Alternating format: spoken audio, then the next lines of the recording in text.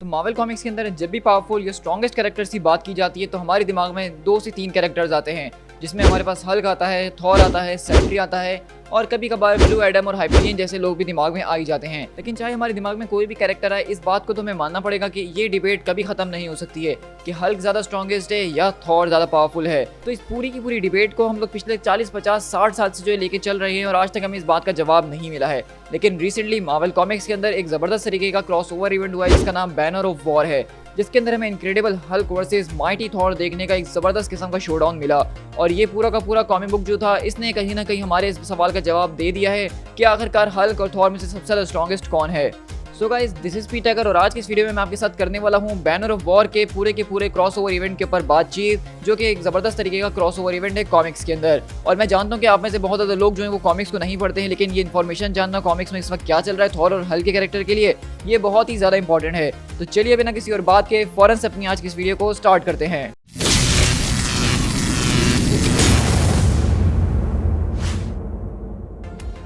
तो इस banner of war की मैं थोड़ा सा आपको बैकग्राउंड बताता चलूं कि आखिरकार इस पूरे के पूरे क्रॉसओवर इवेंट को किया क्यों गया है। तो सबसे पहली बात कि ये बहुत ही बड़ा एक अचीवमेंट था कि मार्वल कॉमिक्स के अंदर थॉर और हल्क के कैरेक्टर को 60 साल जो है वो गुजर चुके हैं पब्लिश हुए हुए, यानी कि वो 1960s के टाइम पे जो है पब्लिश किया गया था और आज 2022 के अंदर उनको 60 साल हो चुके हैं। और इस पूरे की पूरी 60 साल की जर्नी को यहाँ पे सेलिब्रेट करने के लिए उन्होंने एक ऐसा क्रॉसओवर इवेंट करने के बारे में सोचा जहाँ पे दोनों के दोनों बड़े टाइटन्स को आपस में लड़वाया जाए। अब यहाँ पे अगर मैं पहले इनक्रेडिबल हल्क के ऊपर बात करूँ तो यहाँ पे इनक्रेडिबल हल्क के कैरेक्टर के ऊपर रिसेंटली काफी ज्यादा बड़ी चेंजेस की गई हैं। सबसे पहली बात 2016 के अंदर ब्रूस बैनर की मौत हो जाती है और उसके 3 से 4 साल के बाद इमोर्टल हल्क की सीरीज आती है, जहाँ पे हमें ये बात पता चलती है कि हल्क कभी मर नहीं सकता है और उसको ये सारी की सारी शक्तियां जो है एक ग्रीन डोर से मिलती हैं, जहाँ पे एक बहुत ही ज्यादा powerful cosmic entity one below all मौजूद है। लेकिन उस पूरे के पूरे कॉमिक बुक के एंड होने के बाद हमें ये बात पता चलती है कि दरअसल वो कोई वन बिलो ऑल जैसी चीज है ही नहीं, बल्कि वो वन अबव ऑल ही था जो कि सारे के सारी चीजों को कंट्रोल कर रहा था। तो हमें सिंपली अल्फाजों में ये बताया गया था कि किस तरीके से इनक्रेडिबल हल्क का जो पावर सोर्स है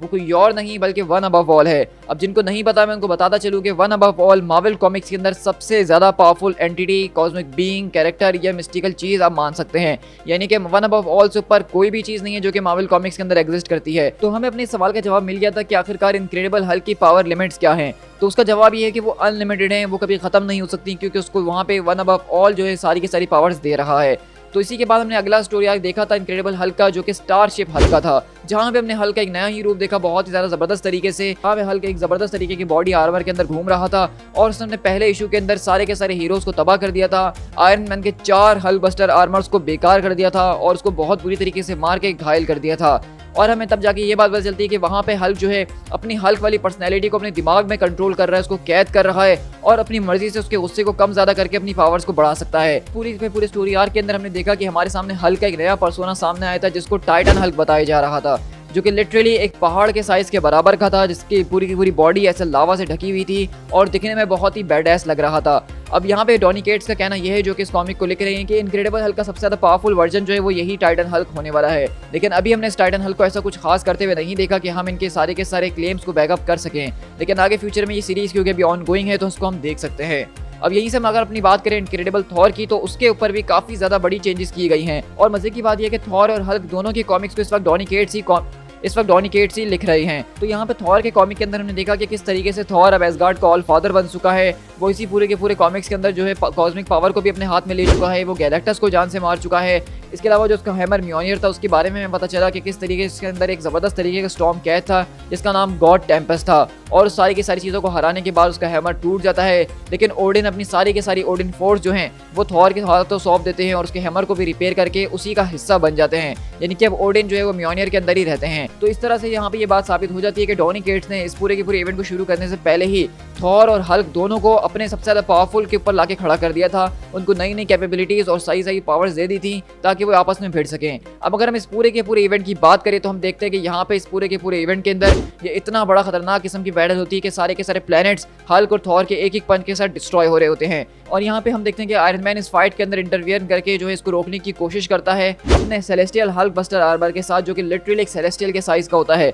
लेकिन ये हल्क इस वक्त इतना ज़्यादा पावरफुल होता है कि उस पूरे के पूरे आर्मर के छींटे उड़ाता है, उसको रोकने का कोई तरीका नहीं होता। यहाँ तक कि थॉर भी जब उससे मुकाबला करता है तो वो उसके सामने कुछ नहीं होता। लेकिन हम देखते हैं कि ये बाजी पूरी की पूरी तब पलटती है जब थॉर अपने हैमर के जरिए हल्क को पिन डाउन करने की कोशिश करता है और हल्क हिल नहीं पा रहा होता। लेकिन हल्क वहाँ पे इतना ज़्यादा अपना जोर लगाता है, अपनी इतनी ज़्यादा जान लगाता है कि उसके अंदर से गामा रेडिएशन का ब्रश निकलता है और उस ब्रश के निकलने की वजह से थॉर जो होता है वो खुद एक हल्क के अंदर ट्रांसफॉर्म हो जाता है। और इस वक्त थॉर जो है वो बिल्कुल अपने आउट ऑफ कंट्रोल हो चुका था, अपने रेज के अंदर पागल हो चुका था और वो ऐसे गॉड ऑफ थंडर है। तो ये दोनों का दोनों कॉम्बिनेशन जब बनता है तो हल्क के ऊपर वो भारी पड़ना शुरू हो जाता है। इन दी एंड हमने देखा कि इस पूरे के पूरे कॉमिक के अंदर हमें कुछ इस तरीके से दिखाया गया कि इस बैटल को थॉर जीत चुका है और ये बात भी स्टैब्लिश की गई कि किस तरीके से थॉर आज तक जितनी बार भी हल्क से लड़ा है उसने होल्ड बैक किया है। वो कभी भी उसको मारना नहीं चाहता था, लेकिन इस बार थॉर अपने सारी की सारी चीज़ों को होल्ड बैक करना बंद कर चुका था और इसलिए वो बैनर को हरा दिया है। लेकिन इस पूरे के पूरे इवेंट के खत्म होने के बाद हमें अपने सवाल के जवाब मिलने के बाद हम ज़्यादातर फैंस सेटिस्फाइड नहीं हुए हैं, क्योंकि हम इस बात को जानते हैं कि डॉनी केट्स ने खुद इस बात को कहा था कि उसका सबसे ज़्यादा पावरफुल वर्जन जो है वो टाइटन हल्क है